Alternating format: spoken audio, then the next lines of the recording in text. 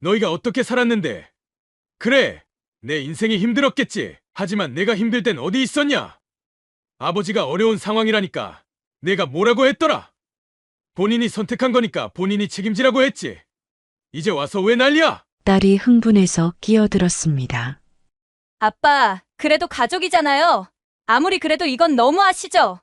가족! 이제 와서 가족이란 말을 입에 올려! 내가 도와달라고 했을 땐 내 가정이 먼저라고 했잖아. 내 가정이 그렇게 중요했으면 내 가정은 내 인생에서 제외했어야지. 아들이 주먹을 쥐고 이를 갈았습니다. 이건 불공평해요. 저희한테도 상속받을 권리가 있다고요. 아버지가 감정적으로 행동하는 거잖아요. 그래, 감정적이라고! 너희들한테 내 모든 걸 바쳐왔고 그 대가로 받은 게 뭐였는데? 필요할 때만 부모 찾고 돈 없으면 손절하는 게 너희 방식이었잖아. 그럼 내 방식대로 마무리하는 게 뭐가 문제냐? 딸이 눈물을 글썽이며 애원했습니다. 아빠, 한 번만 생각을 다시 해봐요. 우리도 잘못한 거 알아요. 하지만 그렇다고 완전히 남한테 다 넘기는 게 어디 있어요? 이건 가족을 버리는 거예요.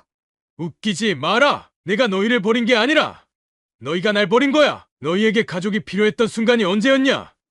내가 돈 필요할 때 손 벌릴 때였잖아. 그럼 이제는 필요 없지. 나도 너희한테 손 안 벌릴 테니까 너희도 내 재산에 손대지 마라. 아들이 씩씩거리더니 결국 소리쳤습니다. 이건 법적으로 따질 겁니다. 저희도 가만히 안 있을 거예요. 그래? 마음대로 해라. 변호사랑 이야기 다 끝났고 법적으로도 문제없다고 확인받았다. 오히려 법적으로 붙어볼까? 부모 버린 자식들이 상속받을 권리라도 있나? 따져보게. 이게 무슨 일인가요? 사연자 정만수님이 자녀분들과 갈등이 심하신 것 같은데요. 대체 무슨 일이 있었는지 어쩌다가 이렇게까지 갈등이 심해진 것인지 오늘의 사연 들어보겠습니다. 사연 들으시기 전에 구독을 누르시면 건강과 평안을 얻게 되실 거예요. 안녕하세요. 정만수입니다. 평생을 흙을 만지며 살아온 사람이죠. 어린 시절부터 논밭에서 뛰어다녔고 어른이 되어서는 직접 쟁기를 잡고 씨를 뿌렸습니다. 도시에서 반짝거리는 삶을 동경해 본 적도 있지만 결국 땅을 떠날 수 없었습니다. 손에 흙이 묻어야 마음이 편했고 하늘을 보며 땀 흘리는 게 저한테는 가장 익숙한 삶이었습니다. 젊었을 때는 집안이 넉넉지 않았습니다. 학업을 이어갈 여유도 없이 가족을 돕기 위해 농사일을 시작했습니다. 부모님이 남긴 작은 논밭에서 시작해 손수 땅을 일구고 수확량을 늘렸습니다. 누구는 농사가 힘들고 돈이 안 된다고 했지만 저는 제 방식대로 살고 싶었습니다. 적어도 제 땀으로 먹고 사는 삶은 부끄럽지 않다고 생각했습니다. 결혼도 했습니다. 그 사람은 참 고운 마음씨를 가진 사람이었죠. 농사일이 힘들다고 투정 한번 부리지 않고 함께 밭을 메고 작물을 키웠습니다. 새벽이면 먼저 일어나 밥을 짓고 저보다 먼저 논으로 나가는 날도 많았습니다. 그렇게 같이 땅을 일구며 살아왔습니다. 힘들어도 함께였기에 버틸 수 있었습니다. 아이들도 태어났습니다. 첫째는 정도윤, 둘째는 정민서. 두 아이가 태어나던 날을 아직도 기억합니다. 도윤이가 태어났을 때 처음으로 아버지가 되었다는 책임감이 온몸을 감쌌습니다. 아내가 힘겹게 아이를 안아 보이며 웃었을 때 저도 모르게 눈물이 났습니다. 민서가 태어났을 때는 한층 여유가 생겨 아이를 품에 안고 얼마나 기뻤는지 모릅니다. 두 아이가 건강하게 자라는 걸 보면서 힘들어도 버틸 수 있었습니다. 농사는 쉬운 일이 아닙니다. 가뭄이 오면 하늘을 원망했고 장마가 오면 망연자실했습니다. 그래도 포기하지 않았습니다. 비료값이 올라가도 일손이 부족해도 어떻게든 해냈습니다. 힘들게 농사지은 곡식을 팔아 아이들 학비를 마련하고 필요한 걸 사주었습니다. 남들처럼 풍족하진 않았지만 부족하다고 느끼지 않았습니다. 가족이 함께 있다는 게 가장 큰 행복이었으니까요. 하지만 사람의 인생이 늘 한결같을 수는 없나 봅니다. 평생을 함께할 거라 믿었던 아내가 세상을 떠났습니다. 몸이 아팠지만 저한테 걱정을 끼치기 싫다며 말도 안 하고 버티다가 병이 깊어지고 말았습니다. 병원에 데려갔을 때는 이미 늦었고 결국 떠나보내야 했습니다. 손을 꼭 잡고 마지막으로 우리 아이들 잘 부탁해요라는 말을 남겼습니다. 그 말이 귓가에 맴돌아 몇 날 며칠을 울었습니다. 아내가 떠난 뒤 삶이 무너지는 것 같았습니다. 집에 들어가면 허전함이 몰려왔고 밥을 먹어도 목이 메었습니다. 그래도 아이들이 있기에 버틸 수 있었습니다.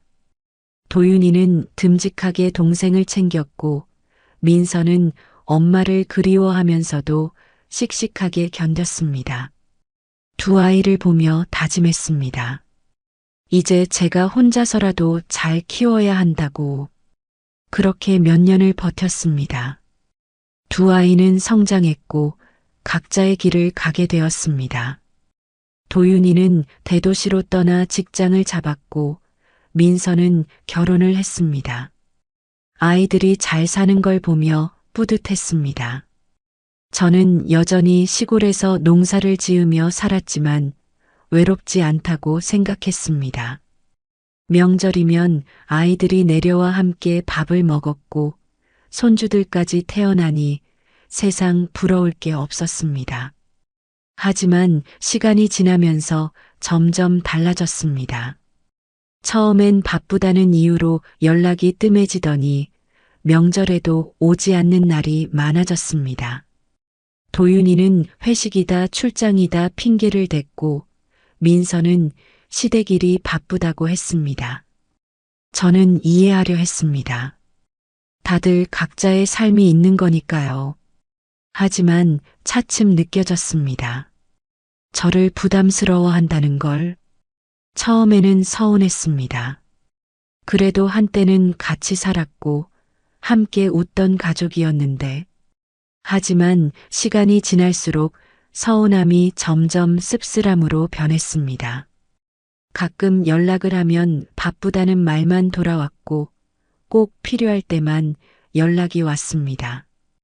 그러다 어느 날 도윤이가 황당한 제안을 해왔습니다. 혼자 사는 게 힘들지 않겠냐면서 요양원에 들어가는 게 어떻겠냐는 말을 꺼낸 겁니다. 듣는 순간 속이 뒤집혔습니다. 평생을 이 땅을 지키며 살아왔는데 이제 와서 낯선 곳에서 여생을 보내라고? 제가 할 말이 없을 줄 알았나 봅니다. 당장 받아쳤습니다. 나를 짐짝 취급하는 거냐고. 도윤이는 당황하더니 자기는 그저 걱정돼서 하는 말이라고 했습니다. 걱정? 어디서 거짓말을 하냐고 했습니다. 도윤이는 애써 웃으며 말을 돌렸지만 저는 느낄 수 있었습니다. 귀찮다는 속내가 너무도 뻔히 보였습니다. 그때부터였습니다.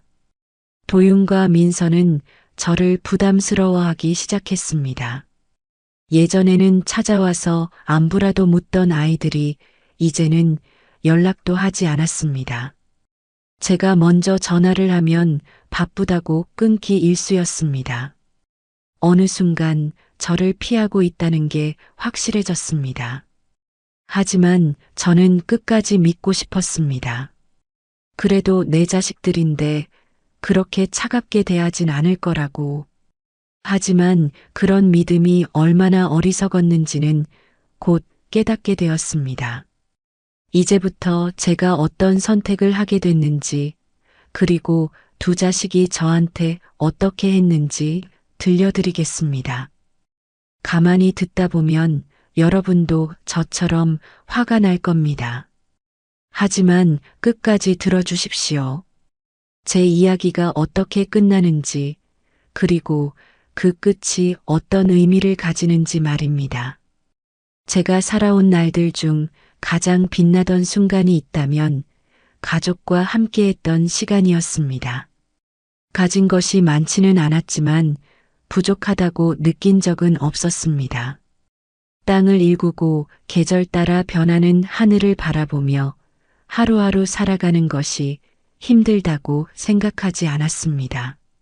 힘들어도 견딜 수 있었던 이유는 따뜻한 밥상이 있었고 그 밥상 앞에서 웃으며 이야기를 나눌 가족이 있었기 때문이었습니다. 아내를 처음 만난 건 20대 중반이었습니다. 동네에서 농사 짓는 사람들끼리 잔치를 열었는데 그날따라 사람들이 유독 분위기를 띄우려고 했습니다. 알고 보니 아내와 저를 엮어주려는 자리였던 것이었습니다. 사실 처음에는 그저 인사만 나누고 끝날 줄 알았습니다. 그런데 아내가 밥을 먹으면서 소리내어 웃는 모습이 어찌나 밝던지 저절로 시선이 갔습니다.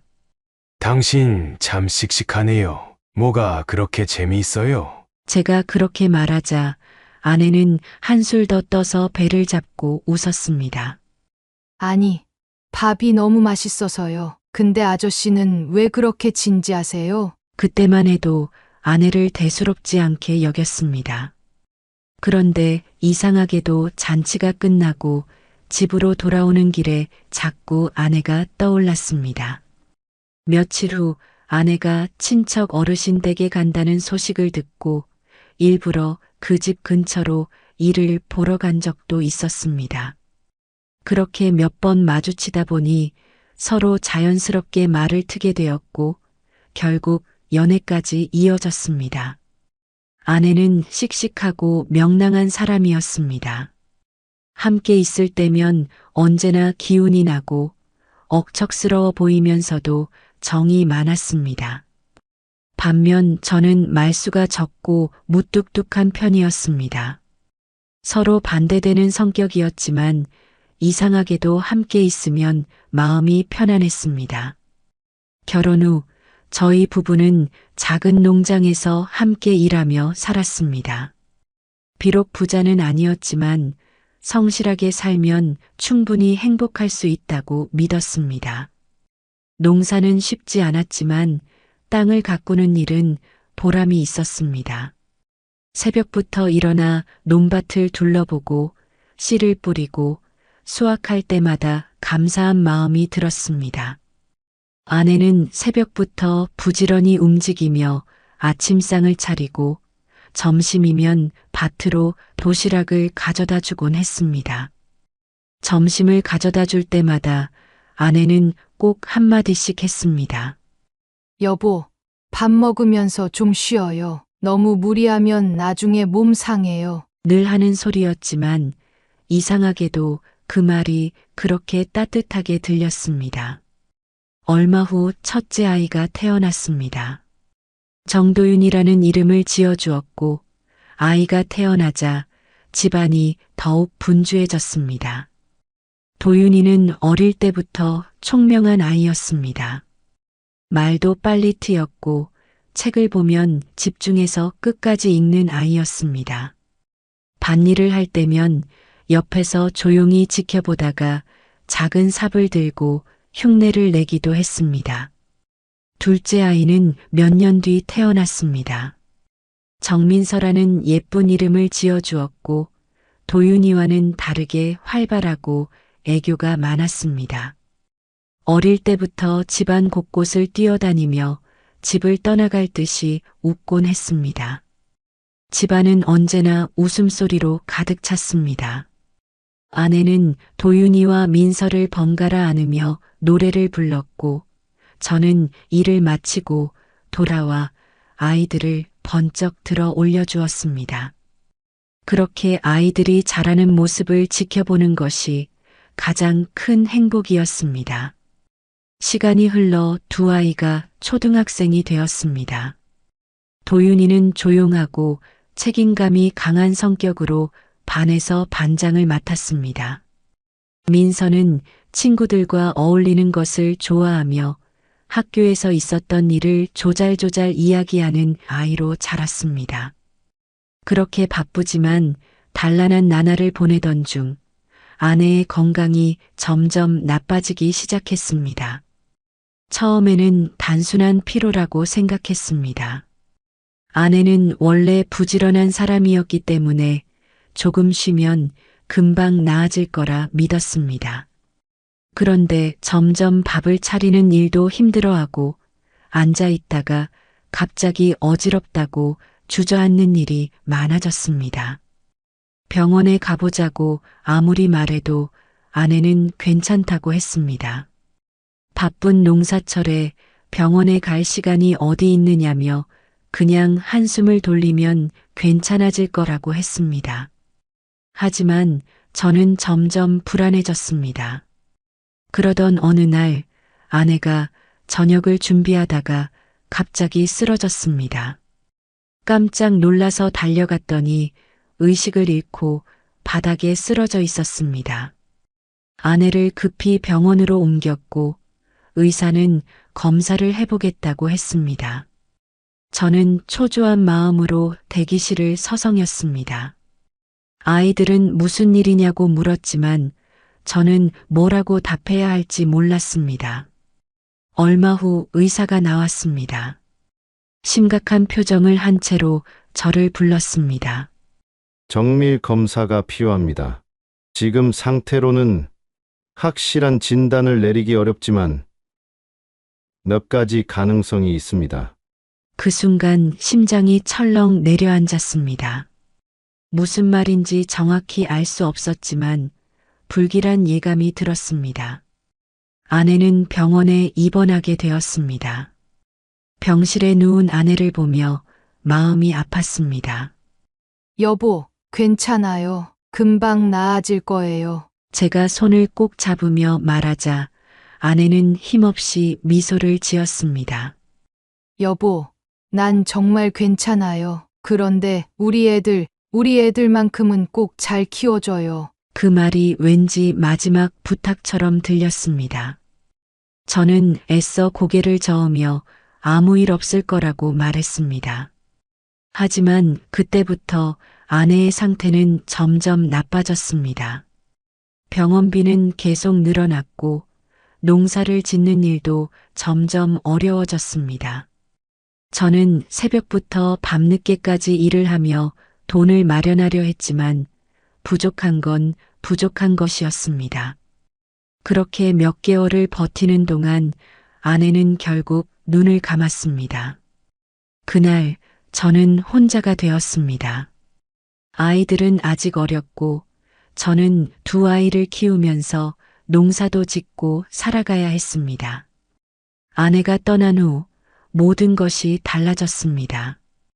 그때부터 가족의 균형이 무너지는 소리가 들려오기 시작했습니다. 아내가 떠나던 날을 아직도 잊을 수 없습니다. 시간이 아무리 흘러도 그때의 공허함과 무력감은 여전히 선명합니다. 병원 침대에 누워 숨을 몰아쉬던 아내의 손을 꼭 붙잡고 있었지만 결국 손가락 사이로 빠져나가는 모래처럼 제 곁을 떠나고 말았습니다. 마지막까지 저를 걱정하며 힘겹게 눈을 감던 얼굴이 아직도 생생합니다. 그렇게 반평생을 함께했던 사람이 사라지고 나니 집안은 텅 빈 것처럼 느껴졌습니다. 거실을 돌아다녀도 부엌에서 밥을 차려도 어디서든 아내의 흔적이 남아 있었습니다. 주방 한 구석에 가지런히 정리된 그릇들, 아내가 직접 손바느질해서 만든 쿠션, 옷장에 걸린 아내의 스웨터까지 아무리 흔적을 지우려 해도 사라지지 않는 기억들이었습니다. 하지만 삶은 계속되었습니다. 슬픔에 빠져 있을 틈이 없었습니다. 아이들을 위해서라도 버텨야 했습니다. 장례식을 마치고 며칠 지나지 않아 논밭으로 나갔습니다. 손에 익은 괭이를 들고 김을 메고 비료를 뿌리고 땀을 흘렸습니다. 몸을 움직이다 보면 아내 생각이 덜 날 줄 알았습니다. 하지만 해가 저물어 집으로 돌아올 때면 여전히 적막한 공기가 가득했습니다. 그때까지만 해도 아이들이 곁에 있었습니다. 이제 시간이 흘러 도윤이는 대학교를 졸업하고 취직 준비를 하고 있었고 민서는 결혼을 앞두고 있었습니다. 옛날엔 아내가 떠나고 처음 맞이한 명절, 세 식구는 한 상에 둘러앉아 송편을 빚었습니다. 예전 같았으면 아내가 웃으며 반죽을 주물렀을 테지만 이번에는 조용한 분위기 속에서 묵묵히 손만 움직였습니다. 그렇게 시간이 지나면서 아이들은 점점 바빠졌습니다. 정도윤은 대도시에 취직을 하더니 연락이 뜸해졌습니다. 처음에는 일하느라 정신이 없을 거라며 이해했습니다. 하지만 시간이 지나도 전화 한 통, 문자 하나 없었습니다. 명절이나 제사 때조차 얼굴을 보기가 어려웠습니다. 제가 먼저 연락하면 간신히 받기는 했지만 늘 바쁘다는 말만 반복했습니다. 아들, 이번 추석에는 올 수 있겠냐? 아빠. 이번에는 일이 많아서 힘들 것 같아요. 연휴에도 회사 나가야 해요. 그래, 많이 바쁜가 보구나. 그래도 얼굴 한번 보면 좋을 텐데. 나중에 시간 나면 꼭 갈게요. 그 나중은 영영 오지 않았습니다. 딸은 결혼을 하고 시댁에 집중하기 시작했습니다. 처음에는 종종 전화도 하고 집에도 왔습니다. 하지만 시댁과 가까워지면서 점점 발길이 뜸해졌습니다. 나중에는 전화 한 통조차 드문 일이 되었습니다. 민서야, 주말에 시간 되면 아빠랑 밥이나 한 끼 할까? 아빠 죄송해요. 이번 주는 시댁 가야 해서요. 지난주에도 갔잖니. 요즘 시어머니가 몸이 안 좋으셔서 자주 가야 해요. 그렇게 몇 번 거절을 당하고 나니 더 이상 연락하기가 조심스러워졌습니다. 저도 자식들에게 짐이 되는 건 싫었습니다. 그래서 기다렸습니다. 스스로 연락하고 찾아오기를 기다렸지만 결국 허탕이었습니다. 명절이 되어도 찾아오지 않았습니다. 차례상을 혼자 차리고 밥을 먹을 때마다 숟가락을 몇 개씩 놓을까 고민하다가 결국 제 것 하나만 놓고 말았습니다. 제삿날에도 아이들은 오지 않았습니다. 대신 핑계 섞인 전화 한 통이 전부였습니다. 아빠, 차례 잘 지내세요. 죄송해요. 이번에는 못 갈 것 같아요. 그래, 바쁘면 어쩔 수 없지. 나중에 꼭 갈게요. 그 말도 이제는 믿기 어려웠습니다.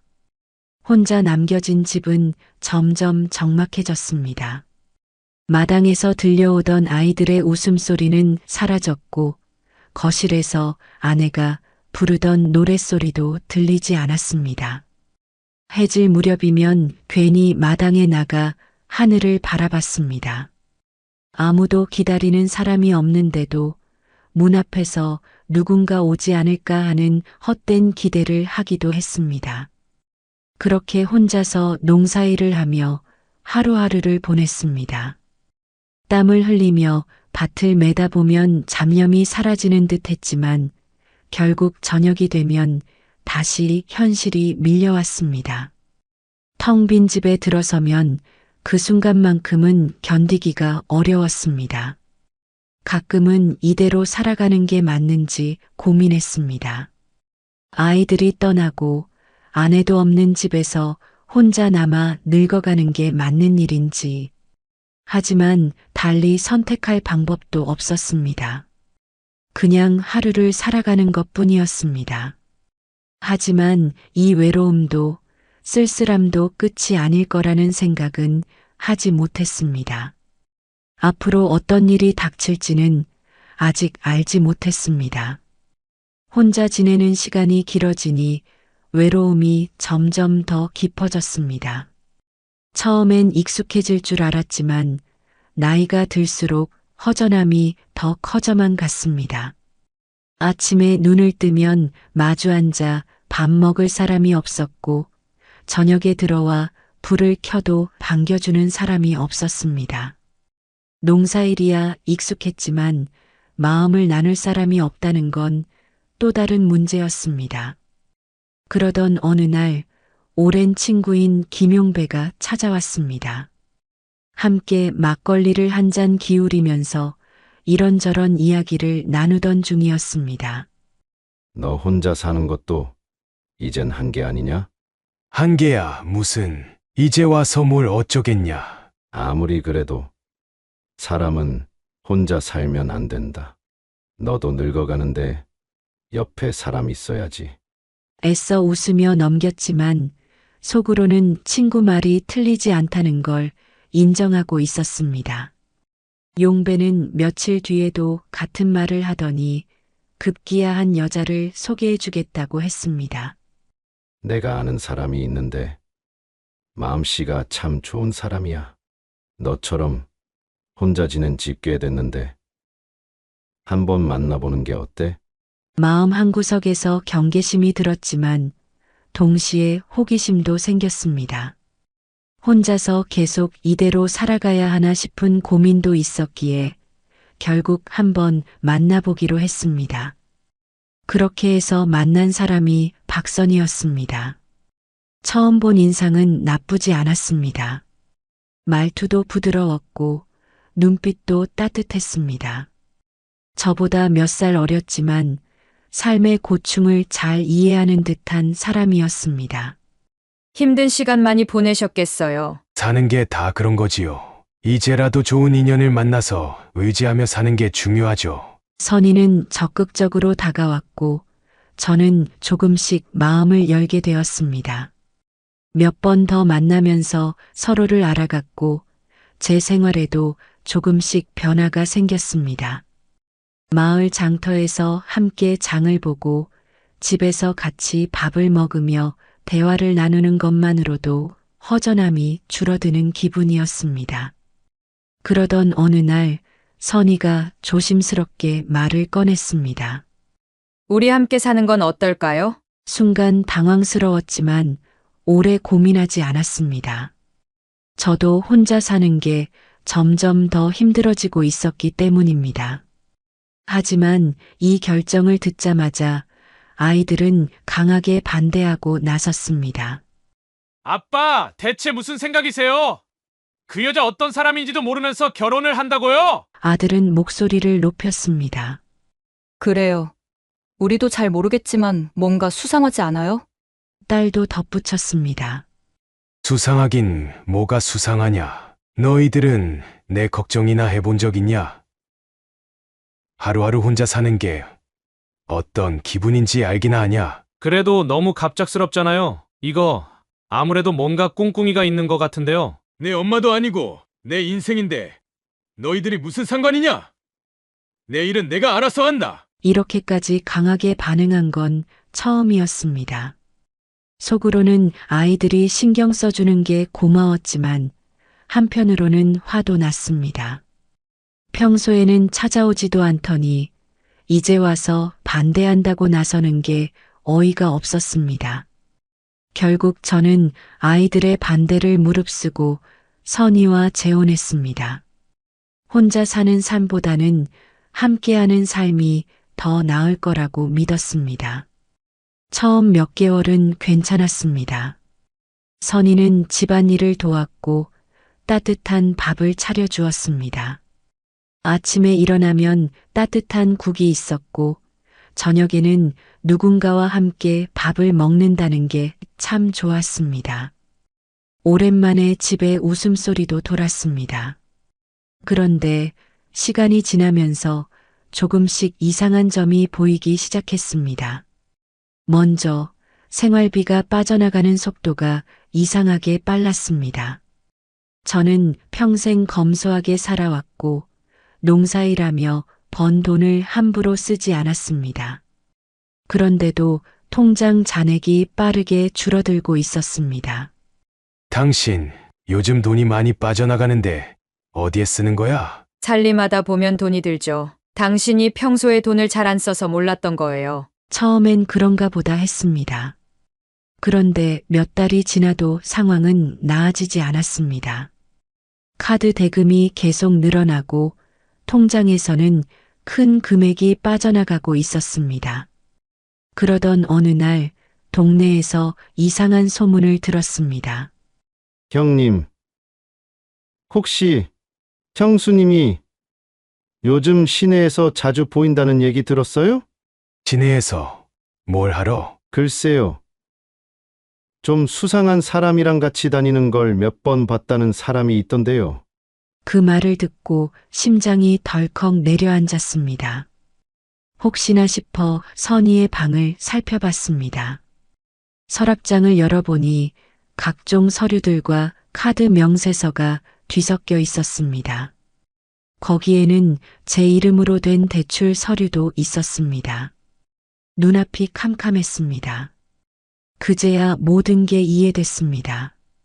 생활비가 빠져나간 것도, 카드 대금이 늘어난 것도, 제 명의로 대출이 잡힌 것도, 선희는 처음부터 제 돈을 노리고 접근했던 겁니다. 급히 선희를 찾아 나섰지만 이미 늦었습니다. 그녀는 집을 나가고 없었습니다. 옷장도 텅 비어 있었고 중요한 서류들도 사라져 있었습니다. 통장을 확인해 보니 남아있던 돈도 이미 인출된 상태였습니다. 그제야 제가 완전히 당했다는 걸 깨달았습니다. 그동안 믿고 함께했던 사람이 순식간에 사라졌습니다. 그리고 남은 건 텅 빈 통장과 늘어난 빚뿐이었습니다. 이제 어떻게 해야 할까요? 남은 재산은 얼마 없고 빚은 점점 불어나고 있었습니다. 땅을 팔지 않으면 버틸 수 없는 상황이 되어버렸습니다. 아이들은 이 사실을 알게 되면 뭐라고 할까요? 비웃을까요? 아니면 측은하게 바라볼까요? 하지만 저는 아직 그들에게 이 사실을 알릴 마음이 없었습니다. 제가 저지른 일이니까요.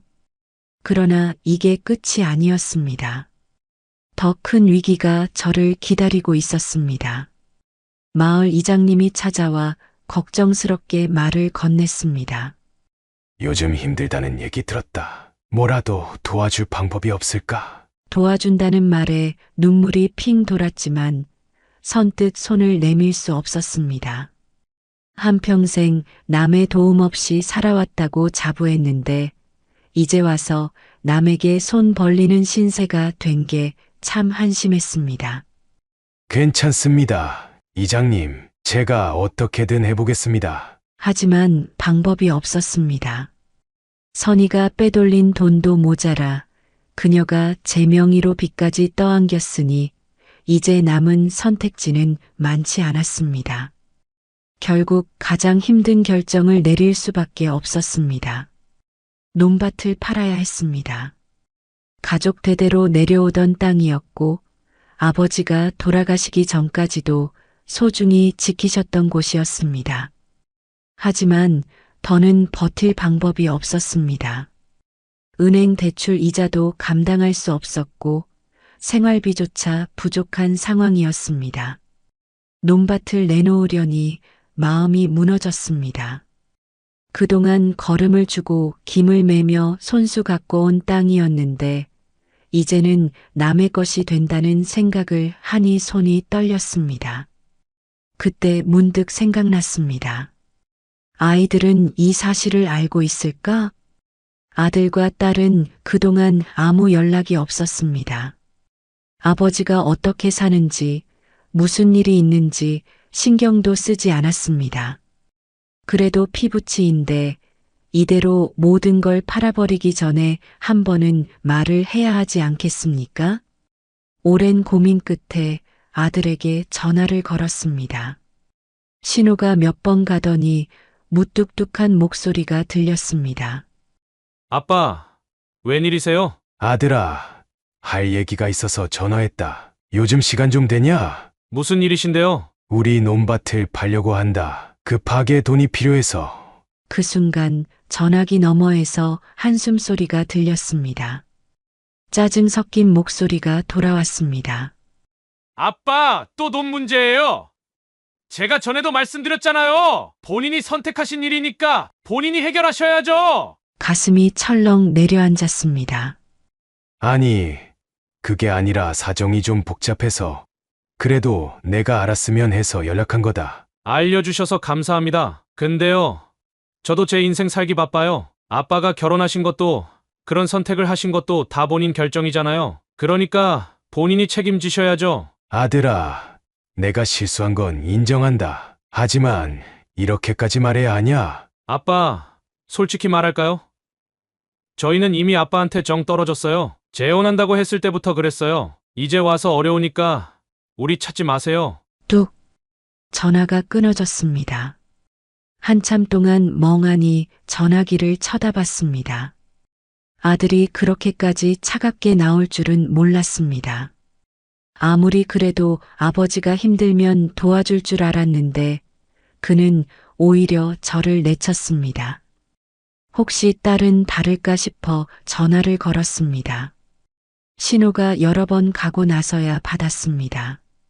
아빠, 무슨 일이세요? 민서야, 너한테 할 말이 있어서 전화했다. 뭔데요? 요즘 상황이 좀 어려워서 논밭을 팔려고 한다. 혹시 내가 도와줄 수 있는 방법이 있을까 해서. 아빠, 솔직히 저도 제 생활이 있어요.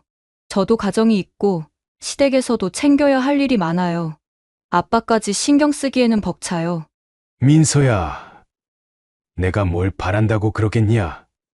그냥 한 번이라도 와서 얼굴 보고 가면 안 되냐? 아빠, 미안한데요. 저희도 힘들어요. 시어머니 병원비도 부담되고 남편 사업도 자리 잡으려면 시간이 필요해요. 아빠가 힘든 거 이해는 하지만 저도 제 가정을 먼저 챙겨야 해요. 그래, 내 가정이 먼저지. 내 아버지는 안중에도 없겠구나. 그런 말 하시면 섭섭해요. 아빠도 가족이지만 제 가정도 가족이에요. 지금은 저희 쪽이 더 중요해요. 그래, 알겠다. 그럼 잘 살아라. 전화기를 내려놓고 한동안 아무 생각도 들지 않았습니다. 이게 부모와 자식이라는 관계인가? 어려울 때는 모른 척하고 자기들 살 길만 찾고 부모가 잘 살 때는 손을 벌리더니 힘들어지니 매몰차게 등을 돌리는 자식들. 그렇게 자식들에게 배신당하고 논밭을 팔 결심을 굳혔습니다. 하지만 그게 끝이 아니었습니다. 며칠 뒤 이상한 소문이 들려왔습니다. 형님, 도윤이가 변호사 찾아갔다던데요?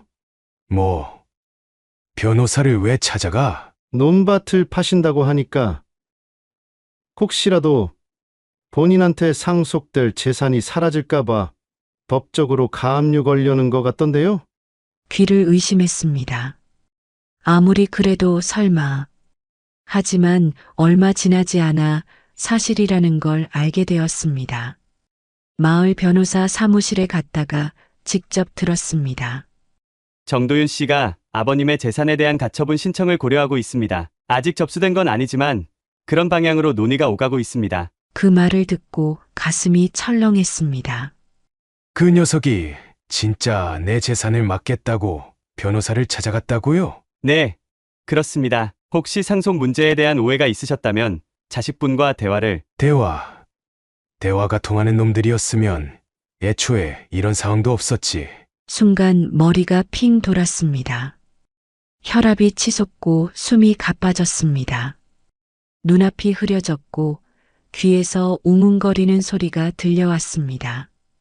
몸이 휘청거리며 의자에 주저앉았습니다. 마지막으로 떠오른 생각은 이제 끝인가 하는 절망감이었습니다.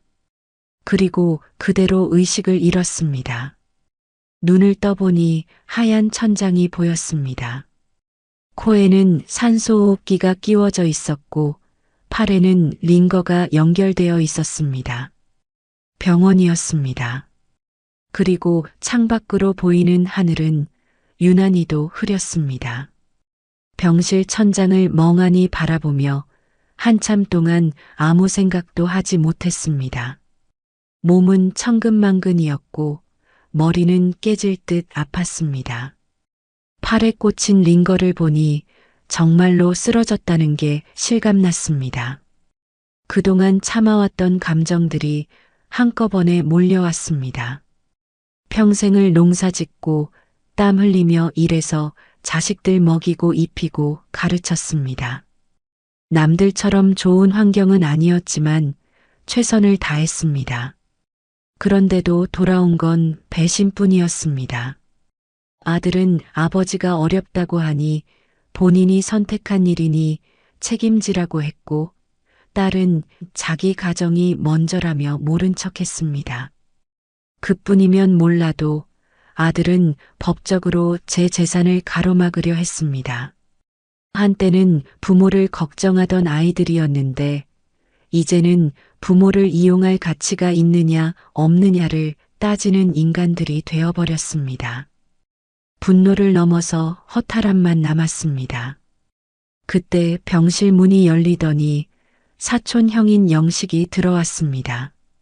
만수야, 괜찮냐? 영식이는 다급한 얼굴로 다가와 침대 옆에 앉았습니다.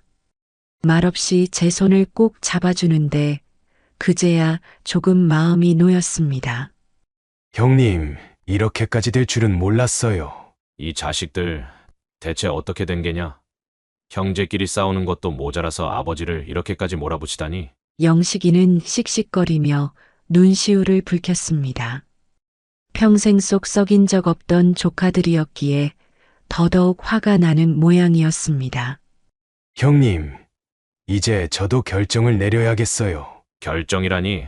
이제 남은 재산, 자식들에게 단 한 푼도 남기지 않을 겁니다. 영식이는 놀란 듯 저를 바라봤습니다. 아무리 그래도 너무 극단적인 거 아니야? 그래도 자식들이. 형님, 저도 처음엔 그렇게 생각했어요. 아무리 그래도 내 자식들인데 끝까지 책임져야 하는 게 아닐까 싶었죠. 그런데 지금 보세요. 저 사람들은 아버지를 걱정하는 게 아니에요. 돈이 필요하니까 자기들 유리한 쪽으로만 생각하는 거예요. 도와달라고 했을 땐 손살에 치더니 재산을 판다고 하니까 법적으로 가로막으려 했어요. 손에 힘이 들어갔습니다. 이제는 놔줘야 합니다. 저들이 원하는 건 아버지가 아니라 돈이에요. 그러니 그런 인간들에게 단 1원도 남기지 않을 겁니다. 영식이는 아무 말 없이 저를 바라보다가 이내 고개를 끄덕였습니다. 그래, 너도 이제 내 인생을 살아야지. 그럼 어떻게 할 생각이냐? 제 앞으로 되어 있는 빚을 갚을 돈이랑 생활비 정도만 빼고 마을 복지시설이랑 장학재단에 전부 기부할 겁니다. 이 땅에서 나고 자랐으니 마지막까지 이 땅에 도움이 되는 사람이 되어야 하지 않겠습니까? 그렇게 변호사를 불렀습니다. 병실에서 서류를 작성하고 기부 절차를 하나하나 정리했습니다. 마지막으로 서류에 도장을 찍을 때 손이 떨렸습니다. 대를 이어온 논밭이었고 피땀 흘려 일군 재산이었습니다. 하지만 이제는 이 결정을 후회하지 않기로 했습니다. 그렇게 모든 서류 작업을 마친 지 며칠 후 두 자식이 병실로 들이닥쳤습니다. 아빠, 이게 무슨 일이에요? 재산을 기부했다고요? 아들의 얼굴이 벌겋게 달아오른 채 소리쳤습니다. 맞아, 아빠. 우리가 아무리 그래도 자식인데 어떻게 한 푼도 안 남기고 다 남한테 줘요? 딸도 분노한 얼굴이었습니다. 저는 천천히 몸을 일으켰습니다. 너희들, 내가 도와달라고 했을 땐 바쁘다고 했지. 본인이 선택한 거니 스스로 책임지라 했지. 근데 이제 와서 이게 무슨 꼴이냐? 아들은 당황한 표정을 지었습니다. 그건 그땐 상황이 좀 그래서. 상황. 내 상황만 생각했겠지. 나는 아버지는 내가 챙길 가치가 없었겠지. 그럼 이제 와서 왜 이렇게 난리를 피우는 거냐? 딸도 목소리를 높였습니다. 아빠, 그래도 우리가 자식인데 부모 자식 간에 이럴 수가 있어요? 그래, 맞는 말이다. 부모 자식 간에 이럴 수가 있냐? 그래서 내가 어려울 때 너희들은 어디 있었냐? 내가 도움을 청할 땐 모른 척하더니 이제 와서 돈이 없어질 것 같으니까 나타난 거 아니냐? 아들이 소리를 질렀습니다. 이건 부당해요. 아버지가 감정적으로 결정한 거잖아요. 변호사한테 다시 가서 기부 철회하세요. 웃기고 있네. 감정적이라고. 내가 지금까지 해온 게 뭐였는데, 피땀 흘려 너희들 키우고 가르쳤는데, 그렇게 잘한 놈들이 아버지를 어떻게 대했는데, 그런 놈들에게 단 1원이라도 남길 것 같냐? 딸이 울먹이며 애원했습니다. 아빠, 제발요. 한 번만 다시 생각해봐요. 이미 늦었다. 모든 서류는 끝났고 절차도 마무리됐다. 그러니까 더 이상 찾아오지 마라. 아들이 마지막까지 악을 썼습니다. 이건 불법이에요. 법적으로 다투겠어요. 비웃음이 나왔습니다. 그래, 마음대로 해봐라. 변호사한테 이미 확인받고 진행한 거다. 그동안 아버지를 이용할 생각만 했으니 내 머리로는 이해 못하겠지. 가처분 신청이니 뭐니 할 시간 있으면 그냥 내 인생이나 잘 살아라. 두 자식은 씩씩거리며 병실을 나갔습니다. 마지막까지 뒤돌아보지도 않았습니다. 창밖을 보니 어두웠던 하늘이 조금씩 개고 있었습니다. 가슴 한구석이 시원했습니다. 이제야 비로소 무거운 짐을 내려놓은 기분이었습니다. 한때는 가족이란 무조건적인 거라고 믿었습니다. 피로 맺어진 관계라면 아무리 멀어져도 결국 다시 돌아오는 거라고 생각했습니다. 하지만 이제는 아닙니다. 피보다 진한 정이 있고 혈연보다 소중한 인연이 있다는 걸 깨달았습니다. 병원을 나온 후 저는 조용한 시골 마을로 내려갔습니다. 번잡한 도시도 아픈 기억이 남아있는 옛집도 남기고 새로운 곳에서 다시 시작하기로 했습니다. 마을 끝자락에 자리 잡은 작은 집이 제 새보금자리가 되었습니다. 오래된 기와집이었지만 앞마당이 넓고 주변에 논밭이 있어 텃밭을 가꾸기에 딱 좋았습니다. 짐을 정리하는 동안 친구 용배가 찾아왔습니다. 여전히 털털한 얼굴로 막걸리 한 병을 들고 있었습니다. 만수야, 잘 왔다. 이젠 좀 편하게 살아보자. 고맙다, 용배야. 이제야 좀 마음이 가벼워진다. 그동안 고생 많았다. 하지만 이제부터가 진짜 시작 아니겠냐? 맞는 말이었습니다. 과거는 끝났고 이제는 새로 살아가야 할 날들이 남아 있었습니다. 텃밭을 일구며 하루를 시작하는 게 일상이 되었습니다. 새벽이면 상추와 고추 모종에 물을 주고 마당 한쪽에는 토마토를 심었습니다. 직접 기른 채소를 따서 먹는 재미가 쏠쏠했습니다. 예전에는 돈을 벌기 위해 땅을 일구었다면 이제는 그저 자연과 함께하는 시간을 즐기며 사는 것이 목적이었습니다. 마을 사람들도 따뜻하게 맞아주었습니다. 옆집 할머니는 김치를 나눠주셨고 동네 아저씨들은 농사 노하우를 알려주었습니다. 이 마을에 오셨다면서요. 잘 왔어요. 여긴 사람들 다들 순박하고 정이 많아요. 고맙습니다. 저도 이젠 조용히 살고 싶습니다. 조용히 살아간다고 했지만 마을에서는 점점 제 자리를 찾아갔습니다. 마을 회관에서 열리는 행사에도 참여하고 동네 잔치가 있으면 함께 술잔을 기울이며 이야기를 나누었습니다. 자연스레 사람들과 가까워졌고 그들과 함께하는 시간이 점점 더 소중하게 느껴졌습니다.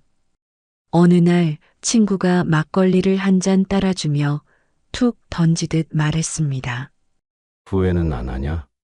잠시 생각에 잠겼습니다. 후회라 솔직히 말하면 처음에는 없었다고 하면 거짓말이겠지요. 자식들에게 단 한 푼도 남기지 않은 게 맞는 결정이었을까? 다른 방법이 있지는 않았을까? 하지만 이제는 후회하지 않습니다. 처음엔 고민도 많았는데, 이제는 아니다. 저런 놈들에게 내 마지막 재산을 남기는 게 더 큰 후회가 됐을 거다. 잘했다. 진짜 자족이 뭔지 아는 사람들에게 가는 게 맞았어. 막걸리를 한 잔 들이켜고 나니 마음이 더욱 후련해졌습니다. 그리고 몇 달이 지난 어느 날 예상했던 일이 벌어졌습니다. 대문 밖에서 인기척이 들리더니 낯익은 목소리가 들려왔습니다. 아빠, 우리 왔어요. 자식들이었습니다. 저는 천천히 대문을 열었습니다. 한동안 못 본 얼굴들이 서 있었습니다. 아들은 초췌한 얼굴이었고 딸은 어색한 표정이었습니다. 웬일이냐? 아빠, 저희가 잘못했어요. 다시 한 번만 기회를 주세요. 눈앞에 무릎을 꿇으며 애원하는 자식들을 보면서도 저는 단 한 점의 감정도 흔들리지 않았습니다. 이제 와서 무슨 기회? 아빠, 우리가 너무 늦게 왔어요. 정말 후회하고 있어요. 그래.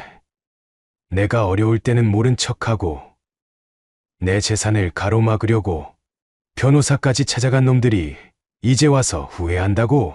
아들이 난처한 표정을 지으며 말했습니다. 아빠, 그땐 우리가 너무 어리석었어요. 하지만 이제라도 깨달았어요. 비웃음이 나왔습니다. 그래. 그럼 이건 어떻게 설명할래? 나한테 용서 구하러 온 게 아니라 혹시나 기부가 취소될 방법이 있는지 확인하러 온 거 아니야? 딸의 얼굴이 굳어졌습니다. 아빠, 그건 변호사 만나봤냐? 법적으로 다시 돌릴 수 있나 없나 알아봤겠지. 대답해봐라. 두 자식은 아무 말도 하지 못했습니다. 그저 고개를 숙일 뿐이었습니다. 그래, 이제 됐다. 너희들 가라. 더 이상 볼 일 없다. 아빠, 제발요. 이제 와서 무릎 꿇어봤자 소용없다. 돌아가라. 아들은 이를 악물며 마지막으로 말을 던졌습니다. 우리보다 남이 더 중요하다는 거예요. 싸늘하게 웃으며 대꾸했습니다. 그래, 너희 같은 자식보다 낫다. 그 말에 두 자식은 더 이상 말을 잇지 못했습니다. 망연자실한 얼굴로 한참 서 있더니 결국 뒤돌아섰습니다. 그들의 뒷모습을 보며 문을 닫았습니다. 그 순간 알았습니다. 이제 정말로 모든 걸 내려놓았다는 걸. 그 후로 저는 다시 평온한 일상으로 돌아갔습니다. 아침이면 텃밭을 가꾸고, 낮에는 마을 사람들과 이야기를 나누고, 저녁이면 별을 보며 하루를 마무리했습니다. 가족이란 피로 이어진 게 아니라 서로를 아끼고 지켜주는 사람들이라는 걸 이제야 깨달았습니다. 이곳에서 남은 생을 조용히 살아갈 겁니다. 더 이상 과거에 연연하지 않고 지금의 작은 행복을 소중히 여기며 그렇게 등을 돌렸습니다. 이제는 아버지로서 무언가를 베풀어주고 싶지도 그들을 다시 품고 싶지도 않았습니다. 대신 이곳에서 새롭게 만난 사람들과 함께하는 시간이 더 행복합니다. 마을 어르신들과 함께 장을 보러 가고 김장을 할 때면 같이 배추를 씻고 여름이면 강가에서 막걸리 한 잔 기울이며 이야기꽃을 피웁니다. 진짜 가족이란 피로 이어지는 것이 아니라 서로를 아끼고 지켜주는 사람들이라는 걸 이제야 깨닫습니다. 여러분이라면 이런 상황에서 어떤 선택을 하셨을까요? 가족이란 무엇일까요? 피보다 진한 정이 있다고 생각하시나요? 비슷한 경험이 있으신 분들은 댓글로 의견을 나눠주세요.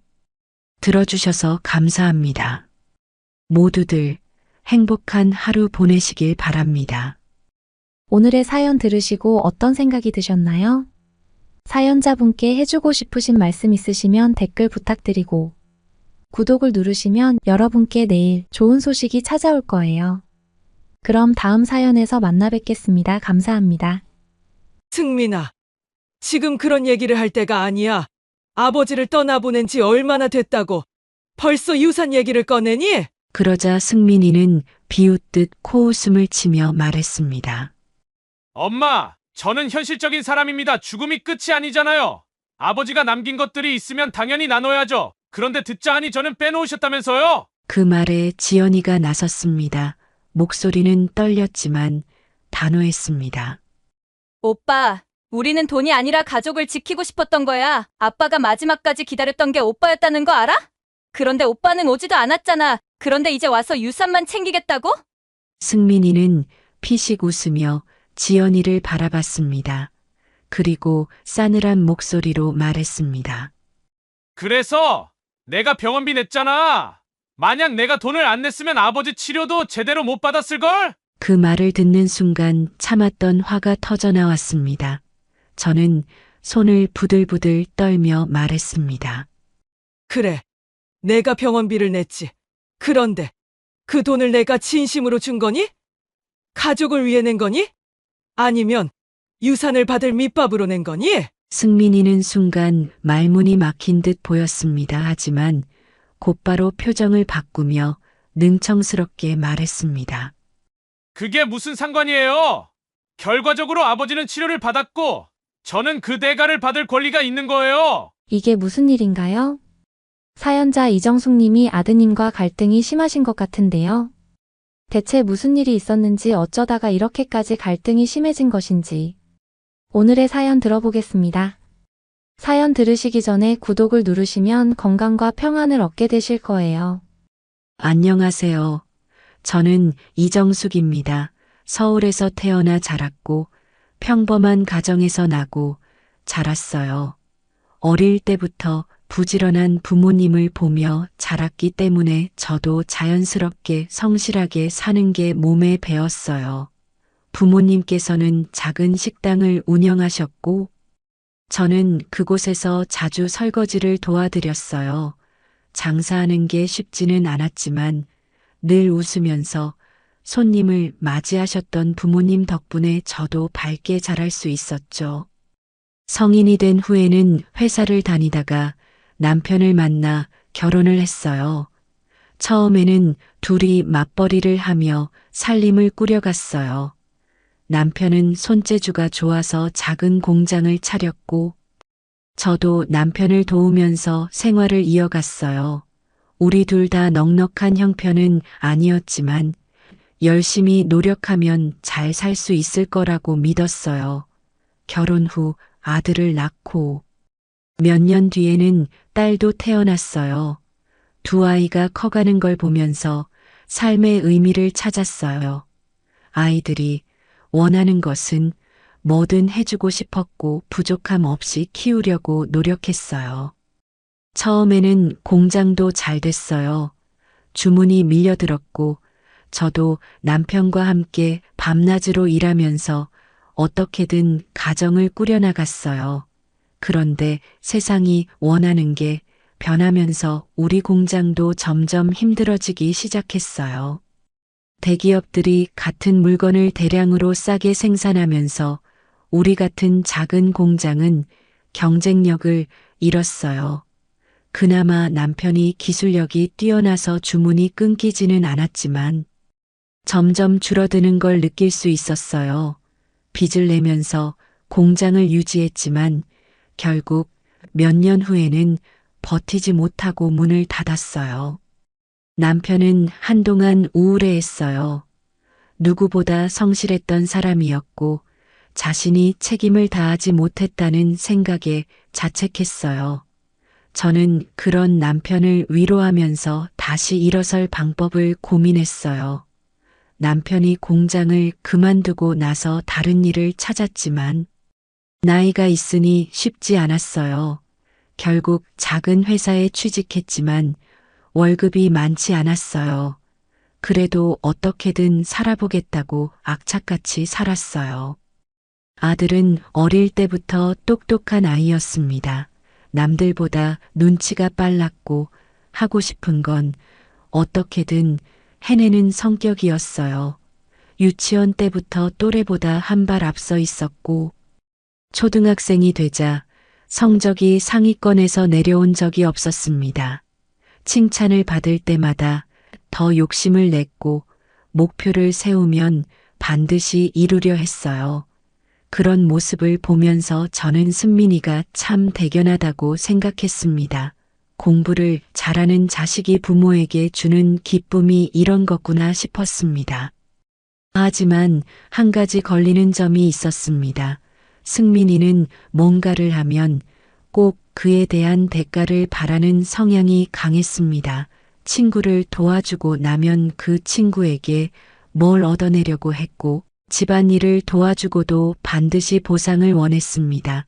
저는 그저 어릴 때니까 그러려니 했습니다. 아이들은 원래 칭찬과 보상을 통해 동기부여가 되는 법이니까요. 그런데 그 욕심이 점점 커지더니 당연한 것까지도 뭔가를 받아야만 하겠다는 태도로 변해갔습니다. 딸 지연이는 정반대였습니다.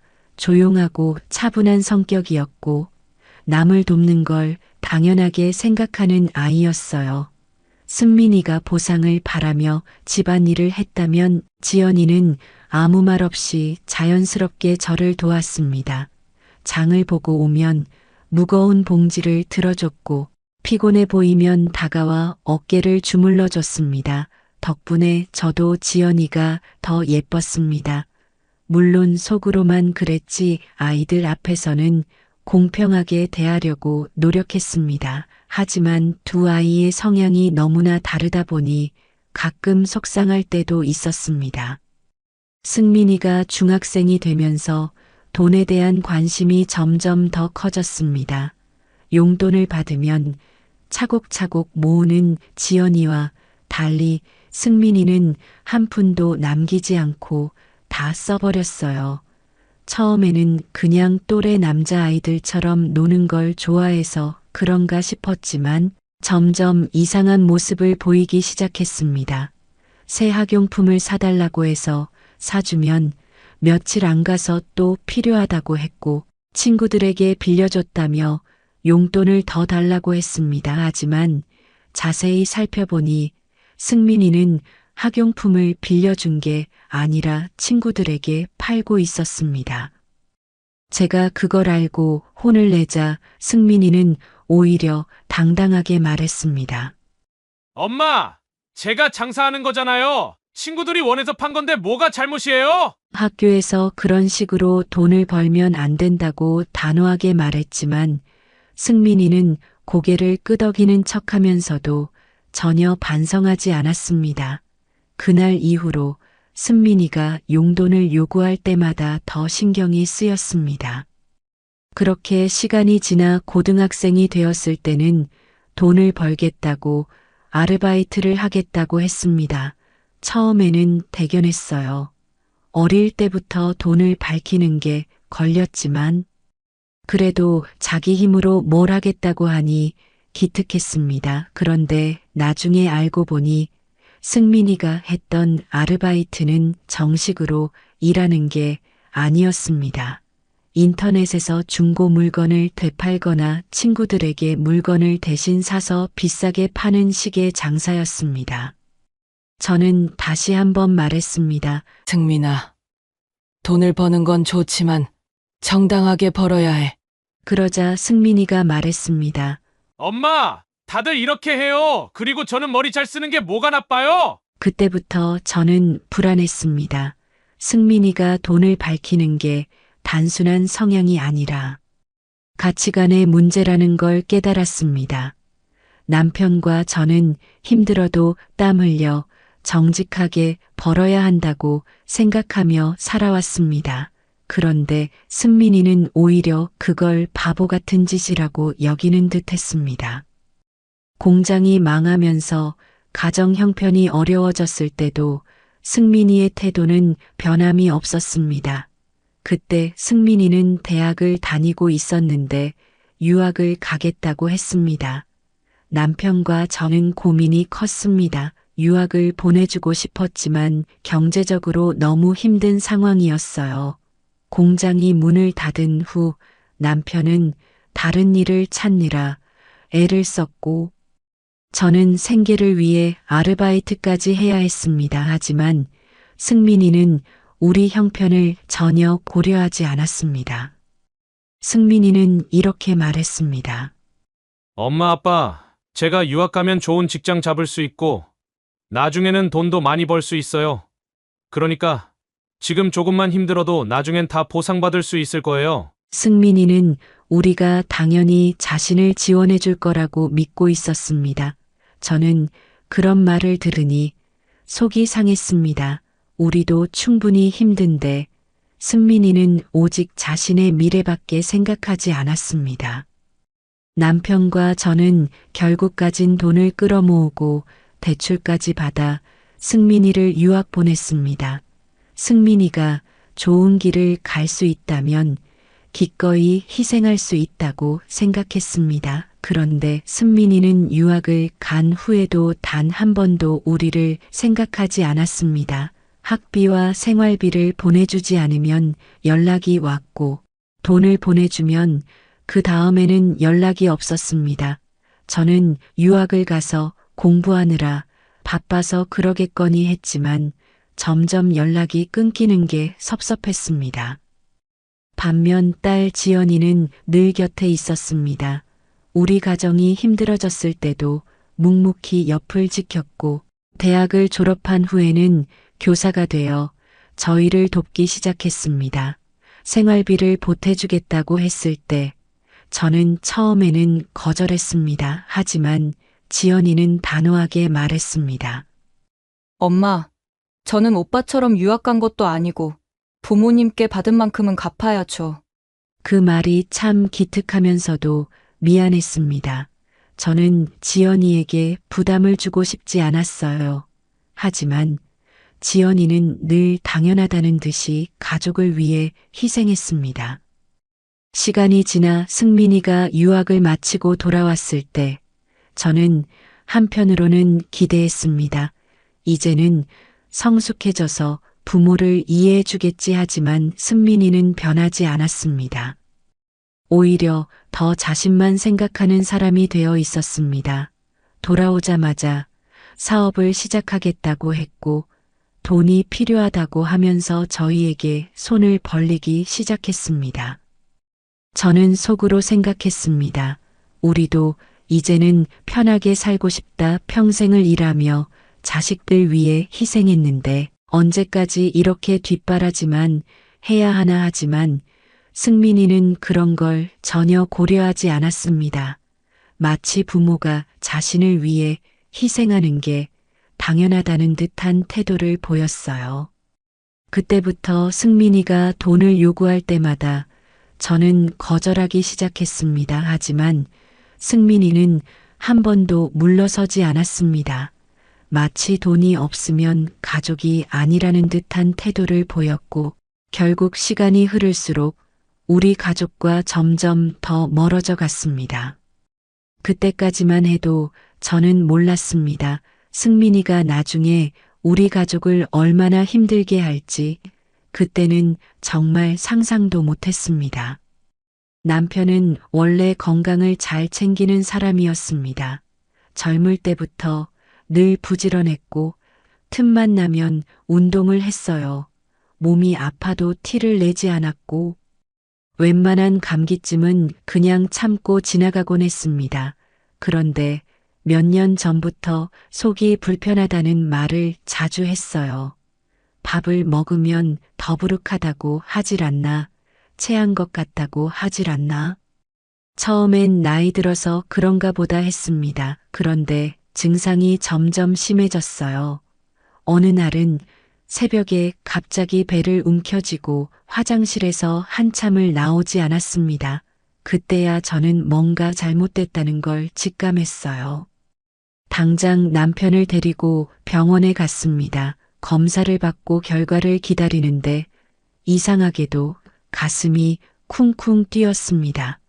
별일 아닐 거라고 스스로를 다독였지만 불안한 기분이 사라지지 않았어요. 결국 의사가 결과를 들고 들어왔을 때 제 예감이 틀리지 않았다는 걸 알게 됐습니다. 대장암이었습니다.